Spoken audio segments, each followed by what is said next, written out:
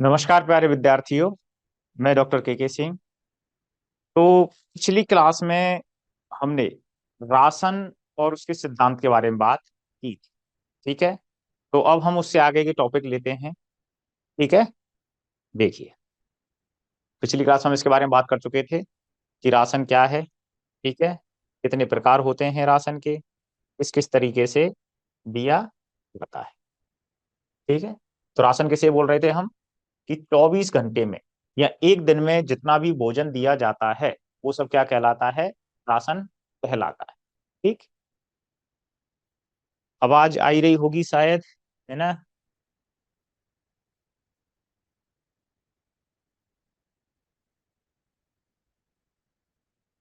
ठीक। कोई बात। तो 24 घंटे में जितना भी जानवर भोजन खाता है, ठीक है, वो क्या कहलाता है? राशन कहलाता है। इसके बाद हमने बात की थी निर्वाह राशन की। निर्वाह राशन किसे कह रहे थे? कि जिससे देने से जानवर का शारीरिक भार ना तो बढ़ता है और ना ही घटता है। ठीक है। वो क्या कहलाता है? निर्वाह राशन कहलाता है। जो कि उसकी केवल विभिन्न शारीरिक जो आवश्यकताएं हैं, उपापचय क्रिया, उनके लिए आवश्यक होता है। ठीक। मेंटेनेंस राशन या निर्वाह राशन या आधारभूत राशन। दूसरा था उत्पादन राशन या प्रोडक्शन राशन, जो कि किसके अनुसार दिया जाता है? निर्वाह राशन के अतिरिक्त दिया जाता है और उत्पादन के आधार पर दिया जाता है। और उत्पादन किसके रूप में मिलता है? दूध, मांस, अंडा, ठीक है, ऊन आदि के रूप। ठीक है। तो मेंटेनेंस राशन के अतिरिक्त जो राशन दिया जाता है किसके लिए? उत्पादन के लिए। वो क्या कहलाता है? उत्पादन राशन कहलाता है। नेक्स्ट था संतुलित राशन, जिसमें भोजन के सभी अवयव या पोषक तत्व कैसे उपस्थित हैं? एक निश्चित या विशेष अनुपात में उपस्थित होते हैं। ठीक है। उसे हम क्या बोल रहे थे? संतुलित राशन बोल रहे थे। और दूसरा था आदर्श राशन। इसमें संतुलित राशन के सभी पोषक तत्व तो हैं, लेकिन इसको शारीरिक भार के यानी बॉडी वेट के अनुसार दिया जाता है। ठीक है। अब देखिए, ये सिद्धांत पढ़े थे हमने। ठीक है। जो पशु राशन के वितरण का जो आधार है वो क्या है? शुष्क पदार्थ यानी ड्राई मैटर। और ड्राई मैटर देने की दर हमने पढ़ी थी। ठीक है। कि जो क्या नाम है, अपनी गाय थी, गायों में ड्राई मैटर किस दर से दिया जाता है? शारीरिक भार का मतलब कितना था अपना? 2 से 2.5%। ठीक है। या ये कहें कि 2 से लेकर के 2.5 kg पर 100 kg बॉडी वेट के अनुसार हम ड्राई मैटर देते हैं। किसके लिए? गाय के लिए। वहीं भैंस के लिए जो ड्राई मैटर देने की दर थी वो क्या थी? 2.5 से लेकर के 3 kg या 3%। ठीक है। परसेंटेज की बात करें तो इसका मतलब हो गया 2.5 से 3 kg ड्राई मैटर दिया जाता है प्रति 100 kg बॉडी वेट पर। पशु को चारा दिन में कम से कम 2 बार में देना चाहिए। ठीक है। 2 बार तो देना चाहिए ही चाहिए। जानवर को हरे चारे से हमें क्या मिलती है? विटामिन ए मिल जाती है, विटामिन डी मिल जाती है, विटामिन बी कॉम्प्लेक्स और विटामिन सी प्राप्त हो जाती है। ठीक है। और विटामिन बी कॉम्प्लेक्स और विटामिन के जो हैं, ठीक है, वो कहाँ निर्मित होती हैं? मुख्य रूप से रूमन में सूक्ष्म जीवों के द्वारा बना ली जाती है। लेग्युमिनस हरा चारा। लेग्युमिनस के बारे में हमने बात की थी। कौन से थे लेग्युमिनस? फलीदार पौधे। कौन से थे? फलीदार पौधे, जो कि नाइट्रोजन फिक्सेशन में या फसल चक्र में काम में आते हैं। तो उस चारे से क्या चीज अधिक मिलती है? कैल्शियम और फॉस्फोरस, और साथ में प्रोटीन। क्योंकि वह प्रोटीन जो दाल वगैरह है सभी कैसी हैं? लेग्यूमिनस फसलें। तो उनसे हमें क्या मिलता है? प्रोटीन मिलता है। तो लेग्यूमिनस हरे चारे से कैल्शियम, फॉस्फोरस और प्रोटीन तत्व जो है प्राप्त होते हैं। वहीं नॉन लेग्यूमिनस की बात करें, जैसे ज्वार, बाजरा, मक्का, ठीक है, जो कि हम सर्दियों में मुख्य रूप से खाते हैं। ज्वार बाजरा खाते हैं, क्यों खाते हैं? जिससे कि हीट उत्पन्न हो। और हीट क्या है? क्योंकि कार्बोहाइड्रेट जिसमें अधिक होगी उससे क्या मिलेगी? हमें हीट मिलेगी। ठीक है। तो इससे मुख्य रूप से हमें क्या चीज प्राप्त होती है? ऊर्जा, यानी कार्बोहाइड्रेट अधिक प्राप्त होता है। ठीक। और लेग्यूमिनस हरा चारा खाली पेट देने से टेम्पेनी हो जाती है। यानी अफरा हो जाता है, ब्लॉट हो जाता है, गैस बन जाती है। तो कभी भी खाली पेट या और अधिक मात्रा में लेग्यूमिनस चारा हमें नहीं देना चाहिए। इसके बाद हमने जो निर्वात आसन है, ठीक है, और शुष्क पदार्थ और उत्पादन राशन, इनका एक क्राइटेरिया पढ़ा था कि किस दर से गाय के लिए दिए जाते हैं ये, और किस दर से इनको भैंस के लिए दिया जाता है। तो जो शुष्क पदार्थ है वो 2 से 2.5 kg, कितना, 100 किलो वेट पर, 100 kg वजन पर दिया जाता है, किसके लिए, गाय के लिए। और वही शुष्क पदार्थ भैंस के लिए किस दर से दिया जाता है, इसको देने की दर क्या है, 2.5 से 3 kg पर 100 kg वेट। इसको इस तरह से भी लिख सकते हैं, 2.5 से 3% की दर है भैंस में देने के लिए, और 2 से लेकर के 2.5% की दर है गाय में देने के लिए। ठीक। और निर्वाह राशन जो है, ठीक, उसमें क्या है कि 1 kg दिया जाता है, किसके लिए, गाय के लिए। अगर वहीं भूसे को भी काउंट कर ले तो लगभग 4 kg भूसा दिया जाता है, किसके रूप में, निर्वाह राशन के लिए, गाय के। भैंस के लिए बात करें तो 2 kg निर्वाह राशन के रूप में दिया जाता है, और 4 से 6 kg भूसा हम दे सकते हैं। निर्वाह राशन क्या है, जो कि शरीर की मूलभूत आवश्यकताओं के लिए आवश्यक हो, जिससे शरीर का वजन ना तो बढ़ता है और ना ही घटता है।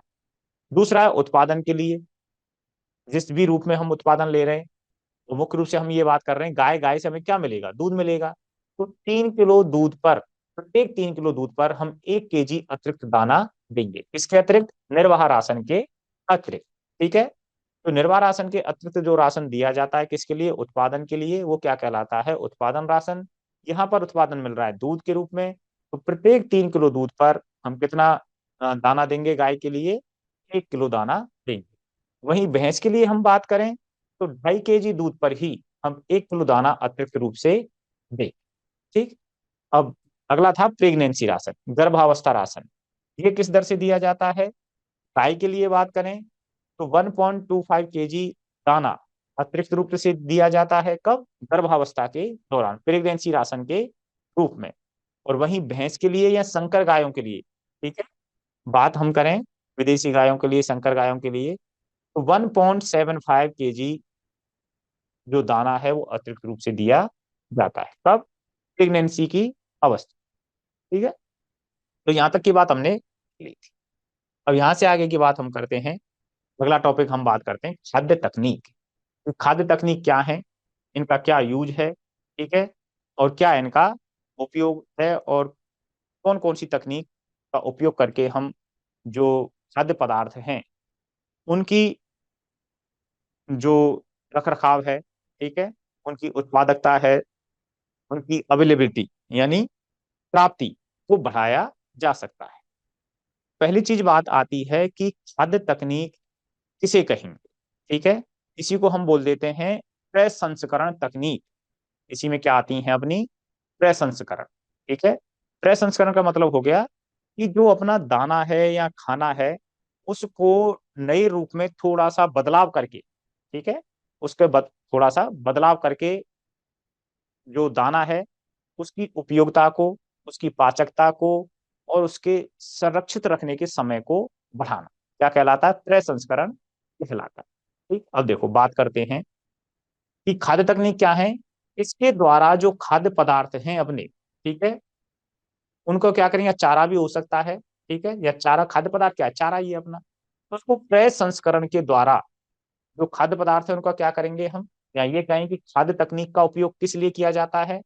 पहला तो हो गया पाचकता को बढ़ाने के लिए, क्योंकि जो भी भोजन है या खाद्य पदार्थ है, जानवर खा रहा है, ठीक है, खा तो लिया, लेकिन शरीर के अंदर वो पच ही नहीं रहा है और पूरी तरह से पचेगा नहीं, तो उस भोजन के पोषक तत्व जानवर के लिए अवेलेबल नहीं होंगे, उपलब्ध नहीं होंगे।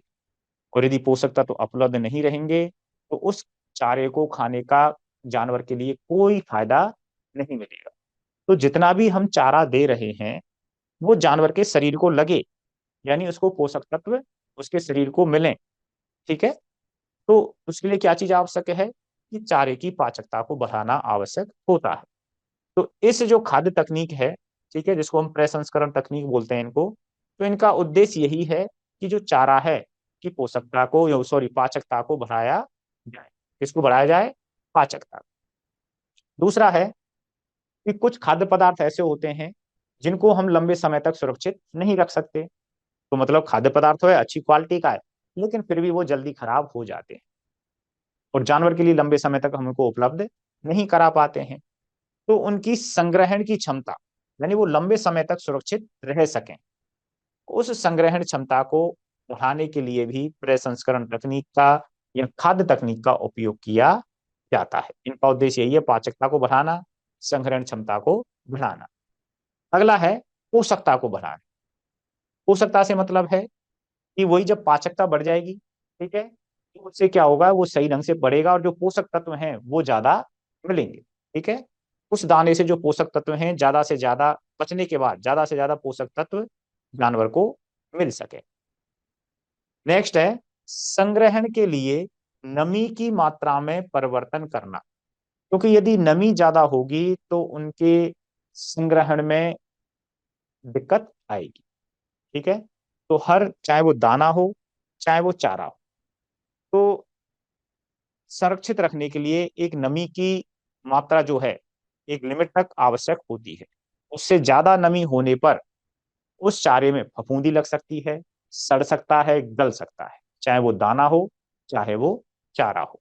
ठीक है, तो इनके संग्रहण के लिए जो आवश्यक नमी है उसमें हम परिवर्तन कर सकें, यानी जो मॉइस्चर कंटेंट है उसको हम घटा सकें। ठीक है, तो संग्रहण के लिए नमी की मात्रा में परिवर्तन करना भी किसका उद्देश्य है? खाद्य तकनीक का उद्देश्य है। तो खाद्य तकनीक के द्वारा हम क्या कर रहे हैं, जो दाना है, चारा है, उसकी पाचकता को बढ़ा रहे हैं, संग्रहण क्षमता को बढ़ा रहे हैं, पोषकता को बढ़ा रहे हैं, और संग्रहण के लिए नमी की मात्रा में हम क्या कर रहे हैं? परिवर्तन कर रहे हैं, जिससे कि हम लंबे समय तक जो चारा है उसको सुरक्षित रख सके। तो इसका उद्देश्य क्या है? लंबे समय तक, लंबे समय तक दाने या चारे को सुरक्षित रखना, सुरक्षित रख। ठीक है, क्योंकि नमी की मात्रा में परिवर्तन करके हम क्या कर रहे हैं कि जो दाना है या चारा है उसको हम लंबे समय तक सुरक्षित रखने का प्रयास करते हैं। ठीक है, और पोषकता को किस तरह से बढ़ा रहे हैं कि ज्यादा से ज्यादा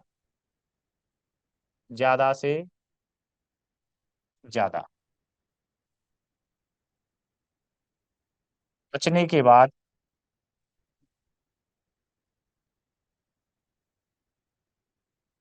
पोषक तत्व प्राप्त हो।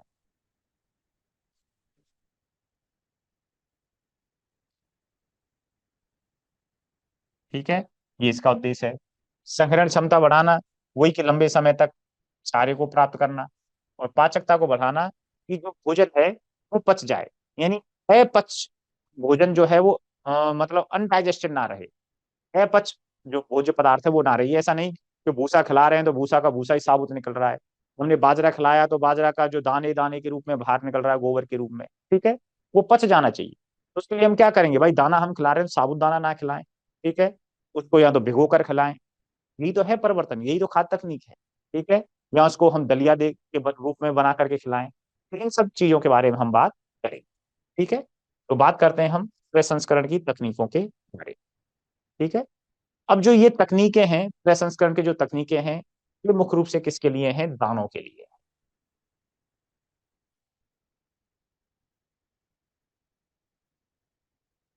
देखिए,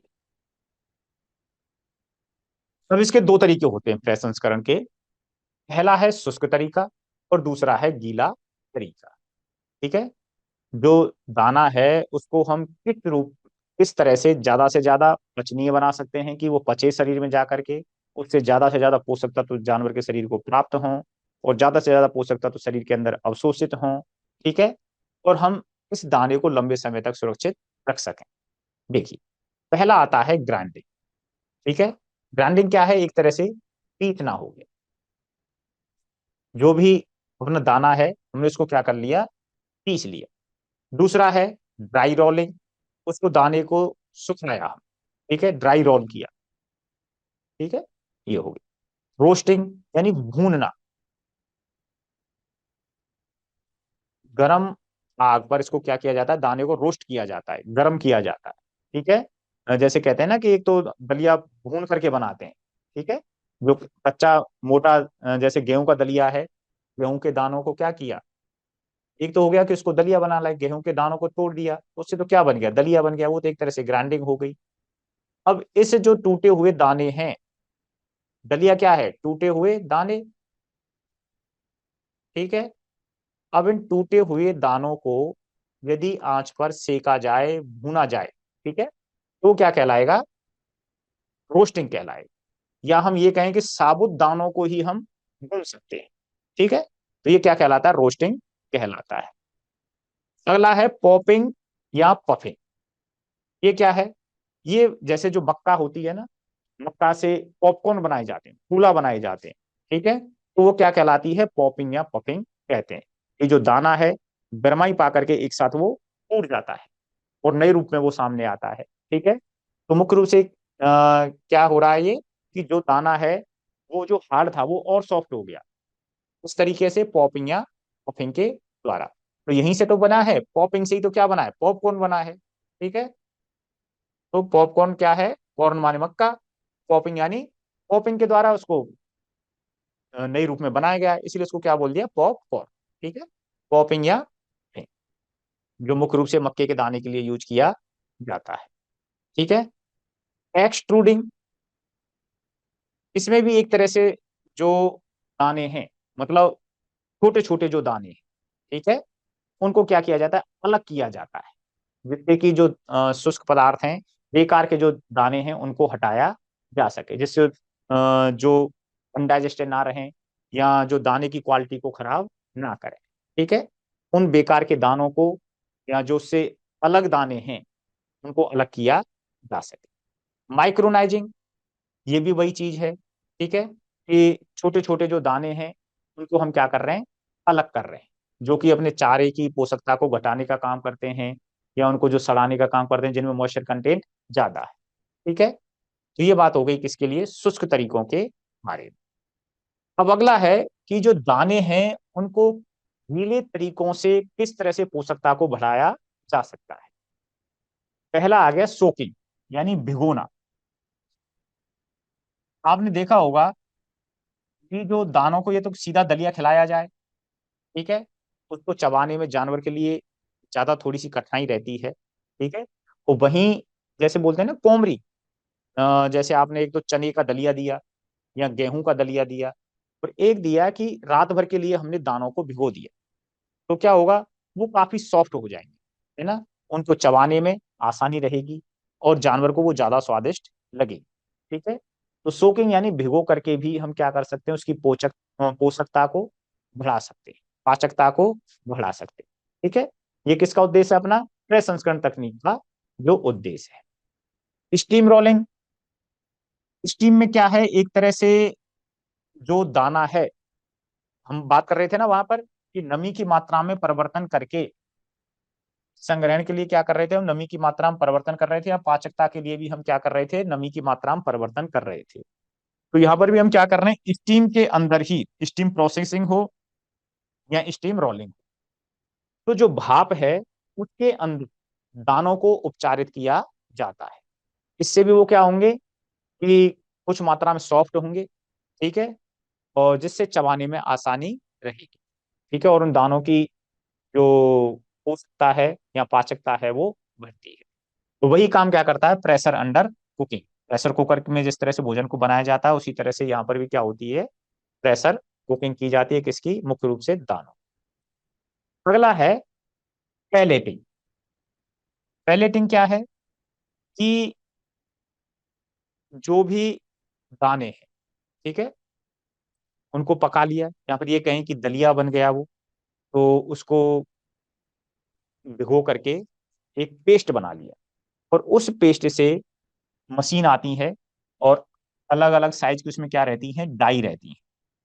डाई का मतलब है छलनी, एक तरह से उस मशीन के अंदर से अलग अलग साइज की क्या बन जाती हैं, इस तरह से पैलेट्स बन जाती हैं, उंगली के समान की, पूरी उंगली की लंबाई की, छोटी छोटी लंबाई की क्या बन जाती हैं, संरचना की क्या बनती हैं, दाने से बन जाते हैं। जो अपना दलिया था, या जो भी अपना एक तरह से जो हमने दाना भिगोया था, उसका जो पेस्ट बना था, उस पेस्ट को हम किस रूप में, सभी चीजों को मिलाकर के क्या बना रहे हैं, उनकी पैलेट्स बना रहे हैं। ठीक है। और जब ये ड्राई हो जाती हैं तो इनको भिगो करके खिलाया जाता है, या सूखा ही जानवर के लिए खिलाया जाता है। जैसे आपने देखा होगा कि कपला पशु आहार आता है ना, और भी आते हैं। तो उसमें क्या होती है कि भोजन को इस तरह से तैयार किया जाता है, उसमें सभी आवश्यक पोषक तत्व मिला दिए जाते हैं, और उनको पैलेट के रूप में बना करके मार्केट में बेचा जाता है। इसका एक एग्जांपल आप ये ले सकते हैं, जैसे कि वो आती है ना, पेडिग्री आती है, वो भी क्या है, एक प्रकार का पैलेट ही है। ठीक है। तो ये हो गया पैलेट। इसी तरह से एक्सप्लोडिंग, ठीक है, उनको एक्सप्लोड कर रहे हैं जो भी दाना वगैरह है। और रिकंस्टिट्यूशन, यानी जो दाना है पूरे के पूरा जो कंस्टिट्यूशन है, मतलब पूरे के पूरा जो दाना है उसको दोबारा से निर्मित हम कर रहे हैं, जिस तरह से कपला पशु आहार है। ठीक है। तो जानवर के लिए जो कुछ भी चाहिए, कि कार्बोहाइड्रेट है, प्रोटीन है, फैट है, मिनरल्स हैं, उन सभी चीजों को मिला करके दोबारा से एक अलग रूप में दाने को बनाया जाता है, तो वो क्या कहलाता है, रिकंस्टिट्यूशन। ठीक है। तो ये होते हैं प्रसंस्करण के तरीके, और मुख्य रूप से हम किसके लिए बात कर रहे हैं, ये दानों के लिए। ठीक है। तो शुष्क तरीके और गीले तरीके। शुष्क तरीके जहां पर मॉइस्चर के या पानी का किसी भी तरह का यूज नहीं किया जा रहा है, केवल किसका यूज किया जा रहा है, हीट का उपयोग किया जा रहा है। गीले तरीके क्या हैं, जहां पर सॉफ्ट बनाने के लिए पानी का या मॉइस्चर का उपयोग किया जाता है। इसी तरह से हम बात करें मुख्य रूप से चारे के लिए, तो चारे के लिए जैसे इसमें ज्यादा है नहीं, तो इस तरह से आप देख सकते हैं कि फसल हमने काटी, ज्वार है, बाजरा है, पेड़ पौधे हम काट करके लाते हैं। ठीक है। या बरसीम हम काट करके लाते हैं। तो एक तो हम जानवर को दे दें सीधा का सीधा डाल करके, कि भाई उसकी जो मेंजर है, लड़ावनी है, उसमें डाल दिया हमने, तो जानवर, उसमें वेस्टेज ज्यादा जाता है। जो पत्ती पत्ती हैं इनको तो जानवर खा लेता है, बाकी का जो तना है या जो हार्ड चारा है, कठोर जो चारे का भाग है, उसको जानवर नहीं खा पाता है। तो उसके लिए हम क्या कर सकते हैं कि जानवर, वो सॉरी, जो पशु क्या अपना चारा है, को छोटे छोटे टुकड़ों में हम बांट सकते हैं, जिसको हम बोलते हैं चॉपिंग, है ना। तो चारे के लिए हम कौन सी तकनीक यूज करते हैं प्रसंस्करण की, कि जिससे ज्यादा से ज्यादा चारा उपयोग में हो, उसकी पाचकता बढ़े, ठीक है, और पोषक तत्व जानवर को ज्यादा प्राप्त हो। तो चारे के लिए हम यूज करते हैं, एक तकनीक हो गई अपनी चॉपिंग, कि जो चारा है उसको हम छोटे छोटे टुकड़ों में काट दें, तो उससे क्या होगा कि चारे का वेस्टेज कम से कम होगा, और जो जानवर है उस चारे को सही ढंग से खाएगा। इसी तरह से हम सूखा चारा है उसके लिए क्या कर सकते हैं, कि पानी में भिगो करके हम उसे दे सकते हैं। जैसे भूसा है, भूसे को सूखे के बजाय यदि हम कुछ समय पानी में गला करके दें, तो वह जानवर उसको अच्छी तरह से खाता है। ठीक है। तो ये होते हैं कुछ किसके लिए, शुष्क मतलब जो चारा है उसके लिए, और गीला चारा है उसके लिए प्रसंस्करण की तकनीक है। ठीक है। मुख्य रूप से हम बात करते हैं दानों की, जो कि ये हैं सूक्ष्म तरीकों में, ग्राइंडिंग हो गया, रोलिंग हो गया, रोस्टिंग, पॉपिंग या पफिंग, एक्सट्रूडिंग और माइक्रो नाइलिंग। और गीले तरीकों में सॉकिंग, ठीक है, स्टीम के हैं तीनों, steam rolling, steam processing, steam cooking. ठीक है। पैलेटिंग, जो भी दाना वगैरह है उसको भिगो करके पीस करके उससे क्या बनाई जा रही है, छोटी छोटी टुकड़े बनाए जा रहे हैं, किसके रूप में, गोल रूप में होते हैं। ठीक है। जिनको हम क्या बोलते हैं, पैलेट्स बोलते हैं। एक्सप्लोडिंग और रिकंस्टिट्यूशन, इसमें क्या है कि जो सभी पोषक पदार्थ हैं या दो से तीन दाने हैं उनको हम मिक्स कर देते हैं, और उनको मिक्स करने के बाद अलग से जो दाना है वो तैयार किया जाता है। ठीक है। नेक्स्ट, तो ये तो हो गया अपना प्रसंस्करण की बात, छोटा सा टॉपिक था, केवल और केवल आपको नाम याद रखने थे। ठीक है। ज्यादा कुछ नहीं। मेन चीज है कि प्रसंस्करण का उद्देश्य क्या है, प्रसंस्करण या खाद्य तकनीक जो है उसका उद्देश्य क्या है, कि चारे की पोषकता को बढ़ाना, ठीक है, चारे की पाचकता को बढ़ाना, और लंबे समय तक चारे को संरक्षित रखना, ये उसका उद्देश्य होता है, किसका, खाद्य तकनीक का। अब बात करते हैं चारागाह के बारे में। ये भी एक छोटा सा ही टॉपिक है, ज्यादा बड़ा नहीं है। ठीक है, कि बेसिकली चारागाह होते क्या है। ठीक है, तो चारागाह क्या होते हैं कि बड़े बड़े घास के मैदान, इसे कहते हैं चारागाह। बड़े बड़े घास के मैदानों को क्या कहा जाता है? चारागाह कहा जाता है। और इन चारागाह पर होता क्या है कि जो पशु हैं, ठीक है, वो मुक्त रूप से चरते हैं, फ्रीली चरते हैं। ठीक है, तो देखिए, चारागाह क्या है? बड़े बड़े घास के मैदान जिन पर पशुओं को मुक्त रूप से चराया जाए। ठीक है, तो ये क्या कहलाते हैं? चारागाह। तो चारागाह क्या हो गए? बड़े बड़े घास के मैदान जिन पर पशुओं को मुक्त रूप से चराया जाता है या पशु चरते हैं, वो तो कहलाते हैं चारागाह। अब ये जो चारागाह हैं जिन पर पशु चरते हैं, ये इनके प्रकार की बात करें तो ये कितने प्रकार के हैं? मुख्य रूप से दो प्रकार के होते हैं। एक तो हो गए प्राकृतिक चारागाह और दूसरे हो गए कृत्रिम चारागाह।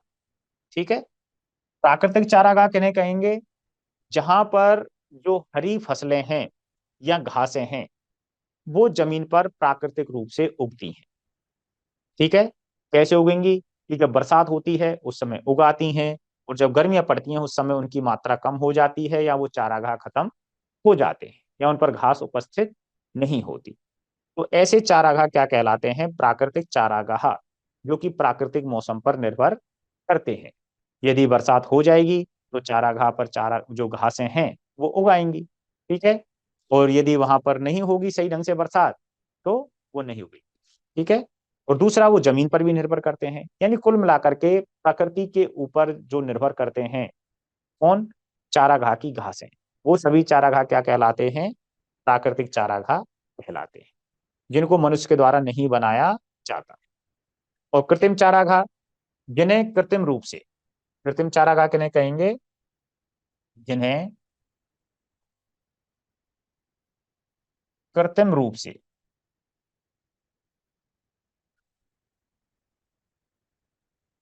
मनुष्य द्वारा उगाया जाता है।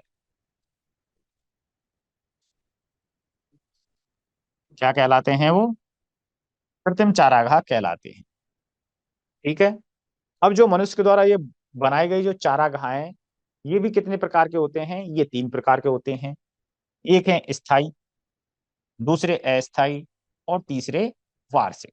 ठीक है, स्थायी चारागाह यानी जिन पर लगातार, यानी ये कहें कि उनसे हर साल उसी जगह पर घास लगाई जाएगी।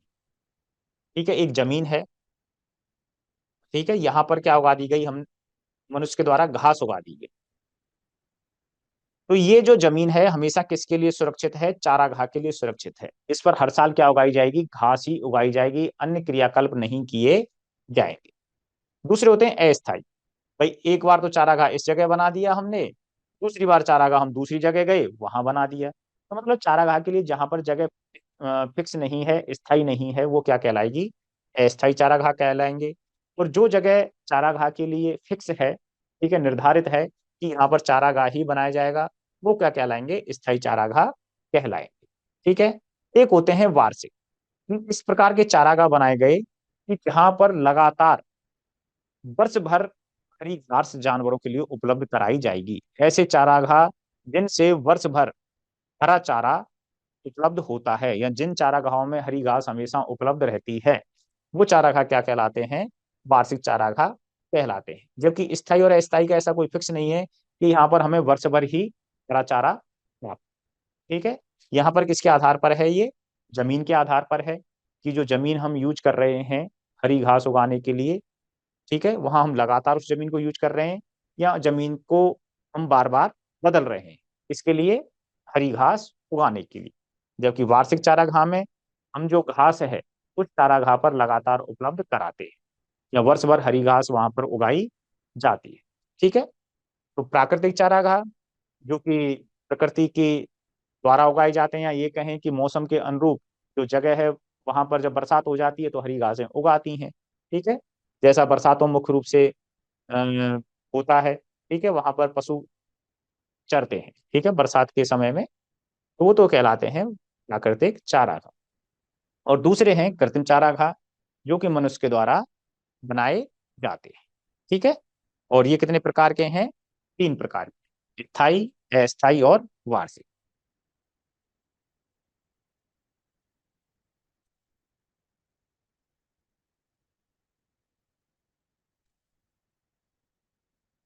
ठीक।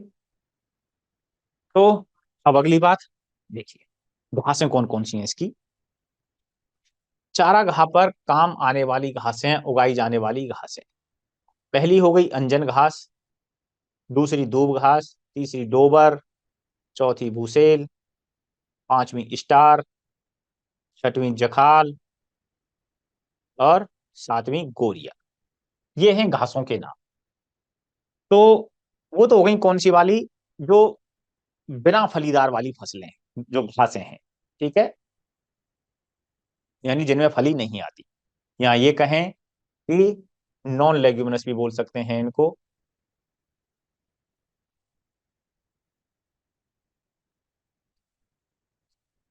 ठीक है। अब है लेग्यूमिनस घासें, जिनमें ल्यूसर्न, बरसीम, मटर और क्लस्टर बी। ठीक है। ये तो कौन, चारागाह की नॉन लेग्यूमिनस जो घास है वो कौन सी हो गई? अंजन, दूब, दोबर, भूसेल, स्टार, जखाल या जवाल भी बोल देते हैं, बोरिया। तो लेग्यूमिनस घासों में ल्यूसन, बरसीम, मटर और क्लस्टर बी। अब ये क्या है? ये घासें नहीं है, ये क्या है? फसलें हैं।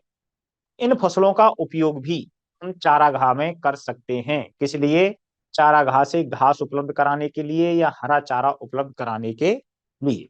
कौन सी फसलों का चारागाह पर उपयोग किया जाता है उगाने के लिए? ज्वार का उपयोग कर सकते हैं हम, बाजरा का उपयोग कर सकते हैं, मक्का और जई। ठीक है, ये सब क्या है? घास है। और ये क्या है? फसलें। ठीक है।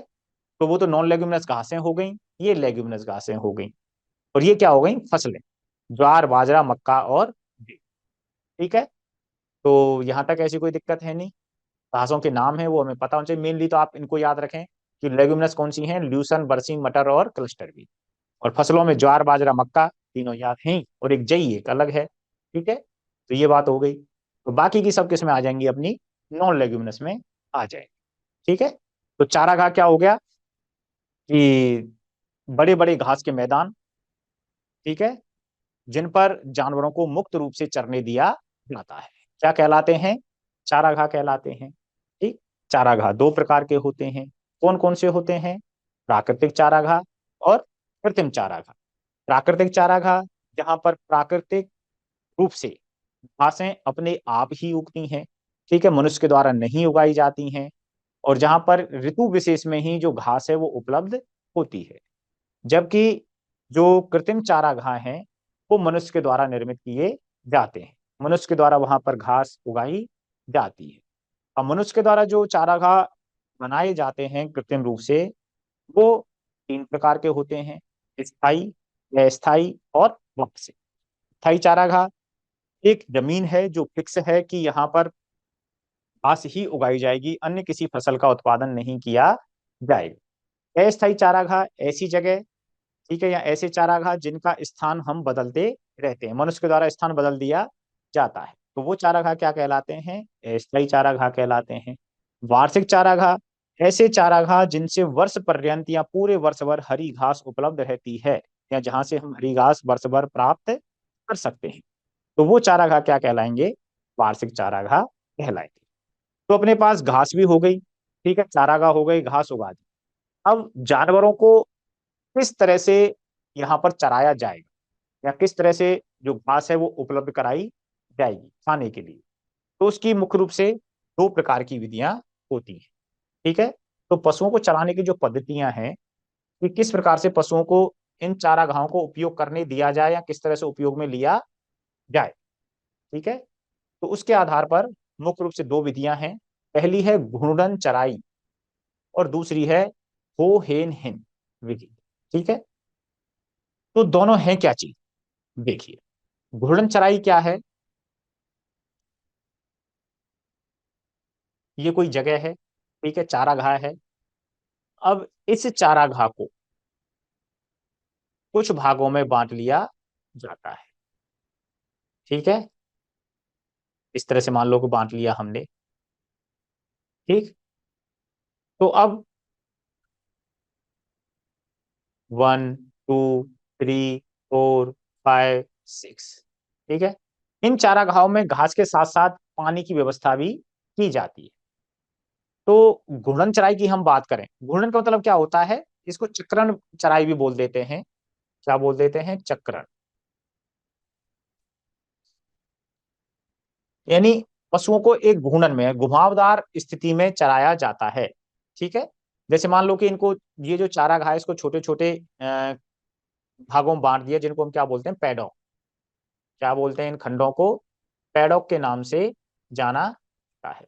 इनको, जो चारागाह है उसके जो भाग हैं जिनको हमने खंडों में बांटा, उसको हम क्या बोल रहे हैं? पैडॉक। तो मान लो ये पहला भाग हो गया। पशुओं को सबसे पहले हमने इसमें एंटर कराया। ठीक है। इसमें जो घासें हैं उनका उपयोग करेंगे हम किसके लिए? पशुओं की चराई के लिए। जब इसमें से घास खत्म हो जाएगी या जो हरा चारा है वो समाप्त हो जाएगा, तो पशु एंटर कर जाएंगे इस दूसरे वाले भाग। इस वाले भाग को हम कर देंगे बिल्कुल पैक। यानी जानवरों की एंट्री इसमें क्या कर दी जाएगी? बंद कर दी जाएगी। ठीक है। अब दूसरे भाग में आ गए। कुछ समय या जितने भी दिन है, जानवर इस दूसरे भाग में चराई करेंगे। ठीक है। खाएंगे पिएंगे मौज करेंगे, है ना। अब इसके बाद इस भाग से फिर जानवर एंटर कर जाएंगे अगले वाले भाग। अब इसकी बाउंड्री वॉल बना दी जाएगी यहाँ पर, यानी अब जानवर ना तो इस भाग में जाएंगे, ना ही इस भाग में एंटर करेंगे। तो इस तरह से करते करते जानवर एक चक्र पूरा करते हैं, एक से दूसरा, दूसरे से तीसरा, तीसरे से चौथा। ठीक है। और जब तक जानवर इस लास्ट वाले भाग में आते हैं चरने के लिए, उतने समय में इस पहले वाले भाग की जो घास है जो खाई थी जानवरों ने, वो ग्रोथ करके या बढ़ करके क्या हो जाती है? बड़ी हो जाती है। ठीक है। या ये कहें कि ये घास चराने लायक तैयार हो जाती है। अब दोबारा से फिर जानवरों को इसी तरह से क्या किया जाता है? रोटेट किया जाता है। ठीक है। तो इसी को क्या बोलते हैं? रोटेशनल या चक्रण या घूर्णन विधि के नाम से जाना जाता है। ठीक है। तो ये तो कौन सी विधि हो गई? घूर्णन विधि या चक्रण विधि। ठीक है। जानवरों को क्रमवार एक खंड से दूसरे खंड में ले जाया जाता है, और फिर जो पुराने खंड जिनमें हम चराई करा चुके हैं उन चक्रों में जानवरों को प्रवेश नहीं कराते हैं जब तक कि फसल तैयार ना हो जाए। और जब तक एक चक्र पूरा होता है, उतने समय में जो पहला खंड, शुरुआत में जिस खंड में हमने चराई कराई थी, उस खंड में क्या होता है? फसल तैयार हो जाती है। और फिर दोबारा से उस भाग की जो हरी फसल है या घास है, उसको हम जानवरों के लिए उपयोग में लेते हैं। ठीक है। ये बात हो गई कौन सी? घूर्णन चराई के बारे में।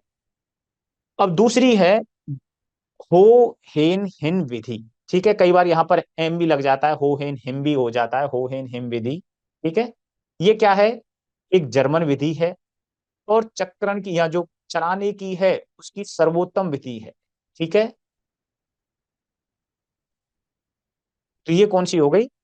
होहेन हिन विधि। अब इसमें होता क्या है होहेन हिन विधि में? भाई चक्रण और होहेन विधि दोनों में अंतर क्या होता है? यहाँ पर तो हम एक के बाद एक दूसरे भाग में लेकर के जाते हैं जानवरों को। अब इस विधि में क्या होता है? मान लो कि ये अपने पास कोई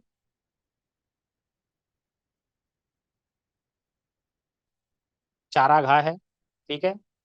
इसमें भी हम क्या करेंगे कि जानवरों को,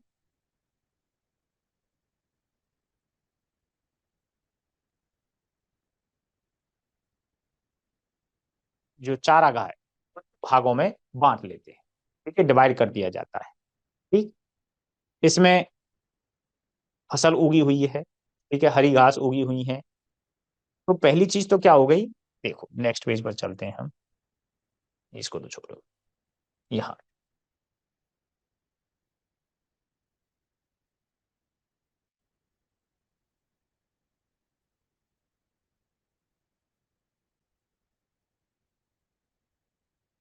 हो हेन हेन विधि।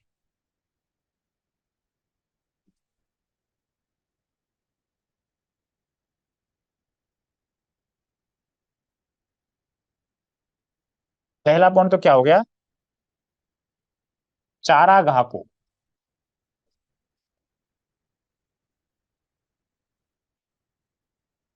खंडों में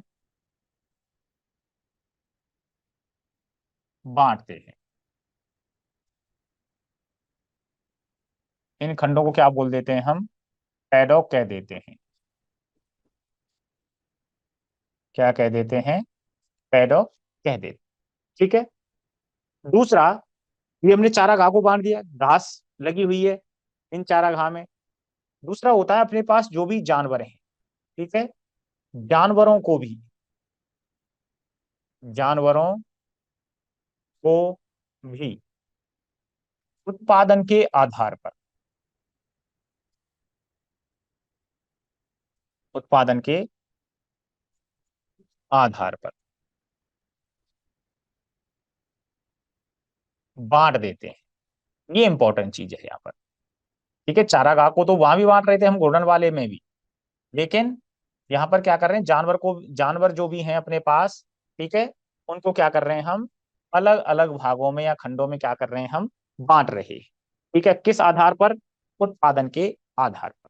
ठीक है, ये कर दिया हमने। अब इसके बाद क्या करेंगे हम, कि सबसे पहले जो ज्यादा उत्पादन देने वाले जानवर हैं, ठीक है, उनको हम इनमें एंटर कराएंगे उत्पादकता के आधार पर। पहले खंड में सबसे पहले किनको चराया जाता है, जिससे कि अच्छा चारा जिनको मिले, ठीक है, जो अच्छा उत्पादन देने वाले हैं। ठीक है, ये बात हो गई। उन्होंने जितना अच्छा अच्छा चारा है वो खा लिया। अब जो अच्छा चारा वाले हैं उनको करा देते हैं हम नेक्स्ट वाले पार्ट में। अब उसके बाद जो दूसरा ग्रुप है, ये तो पहला ग्रुप आ गया, अब दूसरे ग्रुप को एंटर कराया जाता है जो कम उत्पादन देने वाला है। ठीक है, तो जानवरों की उत्पादकता के आधार पर, उनको पोषण को देने के आधार पर जानवर को ग्रुपों में बांट दिया जाता है। पहले इनको हमें ज्यादा पोषक तत्व उपलब्ध कराने हैं, उनको प्रवेश कराया जाता है किसमें, चारागाह के अंदर। फिर उनको जब नेक्स्ट ग्रुप में भेज देते हैं, दूसरे भाग में भेज देते हैं, तो फिर दूसरे ग्रुप को इस पहले वाले भाग में लाया जाता है। ठीक है, इस तरह से जैसे ही आगे बढ़ते जाते हैं, फिर दूसरे के बाद जो तीसरा ग्रुप है उसको हम लेकर के आएंगे। ठीक है, तो यहाँ पर क्या किया जा रहा है, चारागाह को तो ग्रुपों में बांट ही रहे हैं, लेकिन जानवरों को भी ग्रुपों में बांट रहे हैं। जिनको ज्यादा पोषण की आवश्यकता है उनको एक ग्रुप में, जिनको मीडियम प्रकार के पोषक तत्वों की आवश्यकता है उनको दूसरे ग्रुप में, और जिनको हमें केवल मेंटेनेंस राशन देना है या कम उत्पादन, जिनसे बहुत कम उत्पादन हमें मिल रहा है, ठीक है, जो हमारे कम काम के हैं, उनको तीसरे ग्रुप में हम बांट देते हैं। ठीक है, तो इससे क्या होता है कि जानवरों से जो उत्पादन है वो भी हमें अधिक प्राप्त होता है, अपना जो खर्चा है वो भी कम आता है। ठीक है, तो इसमें चारागाह को भी बांट रहे हैं, साथ में जानवरों को भी ग्रुपों में बांटा जाता है, और क्रमवार जानवरों को उत्पादकता के आधार पर प्रवेश करा करके रोटेशनल कराया जाता है। ठीक है, अंतर इतना है कि पहले हमें ज्यादा उत्पादन वालों को चराते हैं, उसके बाद कम उत्पादन वालों को, फिर उससे भी कम उत्पादन वालों को चराते हैं। ठीक है, तो ये हो गया कौन सा अपना हो हेन हेन विधि। ठीक है, तो ये हो गई बात अपनी इसके बारे में, चारागाह के बारे में। ठीक है, तो इस तरह से अपने यहाँ पर दो टॉपिक ये कंप्लीट होते हैं, एक तो प्रसंस्करण तकनीक हो गई, और दूसरा हो गया अपना चारागाह।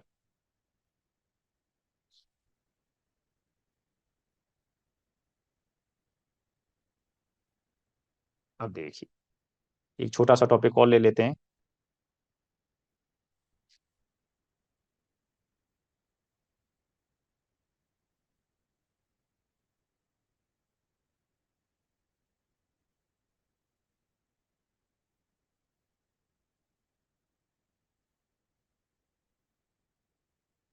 चलो ये ले लेते हैं हम, उसका क्या नाम है, बछड़े वाला ले लेते हैं। जैसा कि आप सभी जानते हैं, ठीक है, कि जो नवजात बछड़ा है उसकी देखभाल हमें किस तरह से करनी चाहिए, छोटा सा टॉपिक है, आप सभी जानते हैं, और इसके बारे में हम पढ़ भी चुके हैं। ठीक है, एक मोटा मोटा सा इसके बारे में हमें देखना है कि सबसे पहले कोई भी छोटा बच्चा जो पैदा होता है, क्या करते हैं हम, सबसे पहले हमें क्या करना चाहिए कि भैंस का पार्चुरेशन हुआ, प्रसव हुआ, ठीक है, बच्चा एक्सपेल आउट होगा, बाहर आएगा, तो हम क्या करेंगे, ये देखेंगे कि सबसे पहले तो कि जो बच्चा है उसका जो मुंह है, और नेजल जो नेरेस है, यानी जो उसके नासा छिद्र हैं, बाह्य नासा छिद्र हैं, वो क्लियर हैं कि नहीं। क्लियर का मतलब है वहां पर कोई रुकावट तो नहीं है, और रुकावट किससे होगी, जो फीटल मेम्ब्रेन है, जो प्लेसेंटा मेम्ब्रेन है, उनसे होगी। तो सबसे पहले तो जो भ्रूणीय झिल्लियां हैं या प्लेसेंटा है, उसको, जो नवजात बच्चा है जो पैदा हुआ है, भ्रूण जो बच्चा आया है, छोटा नवजात बच्चा आया है, उसके मुंह से और नासा छिद्रों से उन झिल्लियों को हटाया जाता है। ठीक है, भ्रूणीय झिल्लियों को कहां से हटाते हैं? सबसे पहले मुंह से और उसकी बाह्य नासा छिद्रों से, जिससे क्या होगा कि जो श्वसन क्रिया है वो सुचारू हो सके। कहीं ऐसा ना हो कि बच्चे का दम घुट जाए, सांस ले, जो प्लेसेंटल मेम्ब्रेन है, भ्रूणीय झिल्लियां, वो नाक में अटक जाए, मुंह से भी सांस ना ले पाए। ठीक है, तो सबसे पहले तो श्वसन को सुगम बनाने के लिए, आसान बनाने के लिए उसके बाह्य नासा छिद्रों से, ठीक है, और उसके मुंह से भ्रूणीय झिल्लियों को हटाया जाए। पहला काम तो अपना ये हो गया। और दूसरा है कि ये देखते हैं कि जो प्लेसेंटा है, ठीक है, उसका जो नेवल कॉर्ड है वो टूटा है कि नहीं, अलग हुआ है कि नहीं। यदि अलग नहीं हुआ है तो हम क्या करेंगे कि माँ और बच्चे का जो प्लेसेंटा जुड़ा हुआ है, ठीक है, दोनों तरफ उसको, जो बच्चे की ओर से क्या कर देंगे, लाइगेट कर देंगे, यानी बांध देंगे टाइट, और उसके बाद उसको हम काटेंगे। ठीक है, माँ की तरफ से भी लाइगेट करेंगे और वहां से हम क्या करेंगे, काटेंगे। ऐसा क्यों करते हैं? मेनली तो बच्चे की तरफ है कि जिससे यहाँ से कहीं ऐसा ना हो कि ब्लीडिंग शुरू हो जाए, है ना। तो इसलिए इसको लाइगेट किया जाता है, ब्लीडिंग को रोकने के लिए, रक्त प्रवाह को, स्राव को रोकने के लिए, और इसको काट दिया जाता है। काटने के बाद टिंचर आयोडीन से क्या करते हैं, इसकी सफाई करते हैं, जिससे कि किसी प्रकार का इन्फेक्शन ना हो। ठीक, और ये नशा हो गया, ये जबकि क्या है, नासा छिद्र।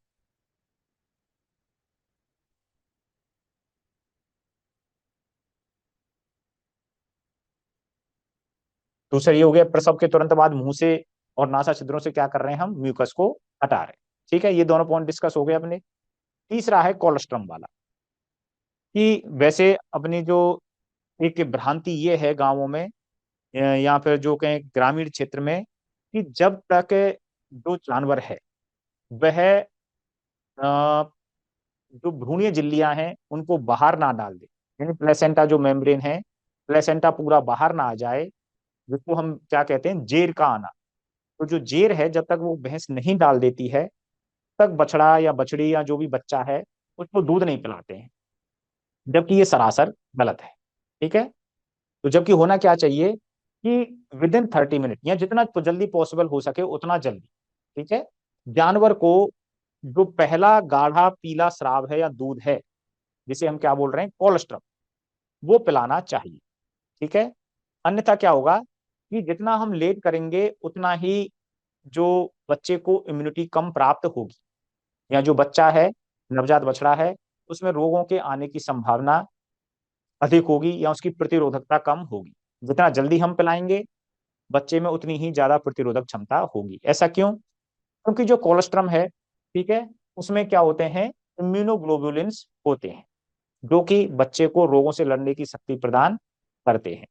और उन इम्यूनोग्लोबुलिन्स की जो अवशोषण की क्षमता है, वो बच्चे की इंटेस्टाइन में, आंत में, शुरुआत में ही अधिक होती है। उसके बाद जो इम्यूनोग्लोबुलिन्स को अवशोषित होने की क्षमता है, वो समय के साथ साथ धीरे कम होती जाती है। इसीलिए जितना जल्दी पॉसिबल हो कोलेस्ट्रम को पिलाना चाहिए, जिससे कि रोग प्रतिरोधक क्षमता अच्छी बनी रहे। अब जो कोलेस्ट्रम है वो कितना पिलाना चाहिए? शारीरिक भार का 10% कोलेस्ट्रॉल, वो कोलेस्ट्रॉल पिलाना चाहिए। कोलेस्ट्रम आएगा ये, ठीक है। कोलेस्ट्रम कितना पिलाना चाहिए? शारीरिक भार का 10% पिलाना चाहिए। अब कोलेस्ट्रम के कार्य, जिसके बारे में हम पहले चर्चा कर चुके हैं, रोग प्रतिरोधक क्षमता प्रदान करता है, ठीक है, और जो बछड़े का पहला मल होता है, जिसको हम क्या बोलते हैं, म्यूकोनियम, उसको बाहर निकालने में मदद करता है। ठीक है, जो पहला मल होता है उसको बाहर निकालने में कौन मदद करता है?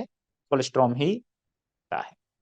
और इसमें जो कोलेस्ट्रॉम है उसमें प्रोटीन, खनिज लवण, ठीक है, और विभिन्न प्रकार के विटामिन, ठीक है, विटामिन ए हो गया, तो ये मुख्य रूप से इसमें उपस्थित होते हैं। और बछड़े को जो एस्केरिस जो बीमारी है, यानी अंत परजीवी है, उससे बचाव के लिए पहले सप्ताह में ही, ठीक है, यानी प्रथम 7 दिन के अंदर ही पिपराजीन दे देनी चाहिए। ठीक है, क्या दे देनी चाहिए? पिपराजीन दे देनी चाहिए, जिससे कि डीवर्मिंग हो और एस्केरिस बाहर निकल सके, अंतःपरजीवी जिनका मुख्य रूप से संक्रमण होने की संभावना रहती है। ठीक है। जिससे कि जो दूध वगैरह पिएगा वो बच्चे के शरीर में ग्रोथ उत्पन्न कर सके, नहीं तो क्या होगा, एस्केरिस उनको अपनी संख्या को बढ़ाते रहेंगे और जो बच्चा है उसको कमजोर करते रहेंगे। ठीक। वो बच्चे के अंदर जो दूध है उसका डाइजेशन नहीं होगा और लास्ट में बच्चे की जो नवजात है उसकी मौत का कारण बनते हैं।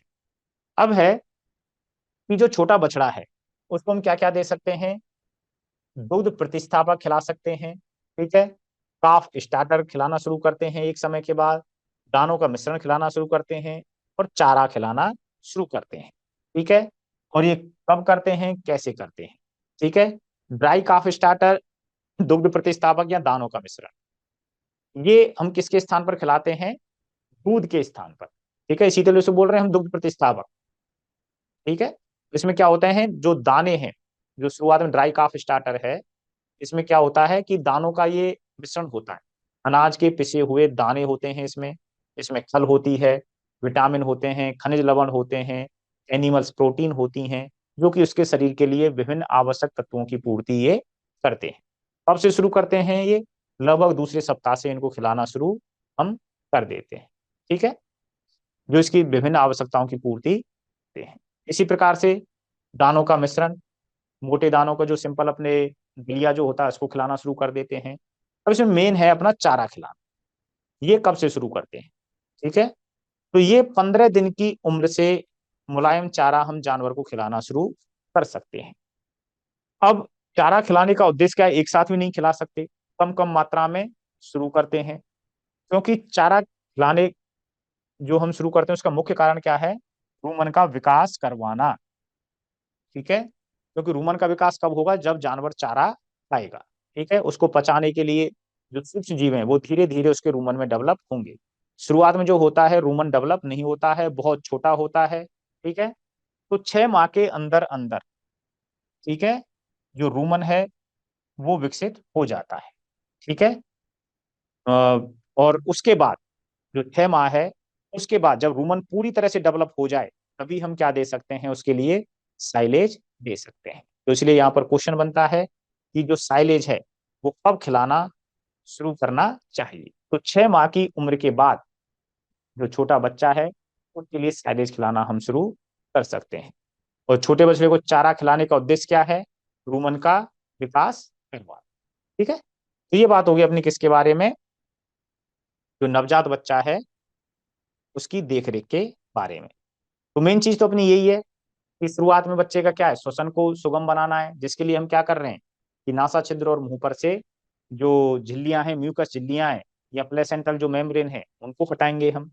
दूसरा, उसका जो नेवल कॉर्ड है यदि वो नहीं टूटा है तो उसको काटेंगे हम लाइगेट करके, और उसकी सफाई किससे करेंगे, हम टिंचर आयोडीन से देंगे। और चौथा पॉइंट हो गया अपना कि जितना जल्दी हो सके उतना हम कोलेस्ट्रम को बच्चे के लिए पिलाते हैं। हम ये इंतजार नहीं करेंगे कि पहले जेर डाले भैंस, ठीक है, जो फीटल मेम्ब्रेन्स हैं वो बाहर आए, जितना जल्दी हो सके उतना जल्दी हम कोलेस्ट्रॉम को पिलाते हैं, जिससे कि बच्चे में इम्यूनिटी बनी रह सके, ज्यादा से ज्यादा जो इम्यूनोग्लोबुलिन हैं वो उसकी आंतों के द्वारा अवशोषित हो सके। ठीक है। और परजीवी जो मुख्य रूप से एस्केरिस होता है बच्चों के इंटेस्टाइन में, वो उसको बाहर निकालने के लिए, उसको मारने के लिए हम क्या यूज करते हैं, पिपराजीन यूज करते हैं, जिसको हम प्रथम सप्ताह में ही यूज कर सकते हैं। ठीक है। तो ये बात होती है बछड़े की देखभाल के बारे। ठीक है। तो अब इसमें अपने को छोटे छोटे से टॉपिक और बचे हैं। बीमार पशु का आहार है, इसके बारे में बात कर लेंगे हम। ठीक है, आज तो रहने देते हैं। और दूसरा है जो भोजन है, जो चारा है, उसके पोषक गुणवत्ता को बढ़ाने की विधियां, है ना। तो अगली क्लास में इसके बारे में बात करेंगे।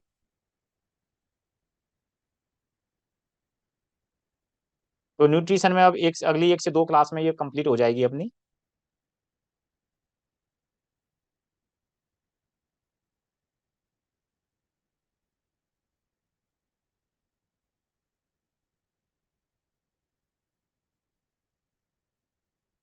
ठीक, तो इसके अलावा आपकी कोई समस्या है तो वो आप अभी हाल फिलहाल बोल सकते हैं। ठीक है।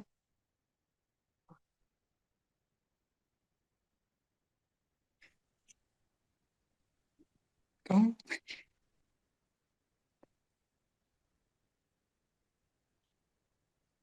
कौन द्वितीय थे सामान जाने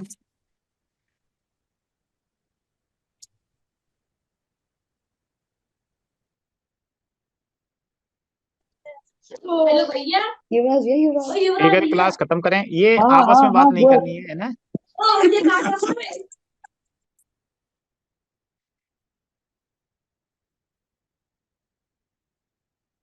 ठीक है, तो आज की क्लास खत्म करते हैं, और अगली क्लास, कल क्लास अपनी नहीं होगी, है ना। तो अगली क्लास का इसी तरह से मैं ग्रुप में शेयर कर दूंगा मैं। ठीक है गुरुदेव ओके, गुड नाइट, जय नमस्ते श्री राम। गुरुदेव, नमस्ते। गुरु जी कल नमस्कार नमस्ते आइएगा नमस्ते। भैया अरे भैया रुक ले भैया, बातें नहीं। अरे करो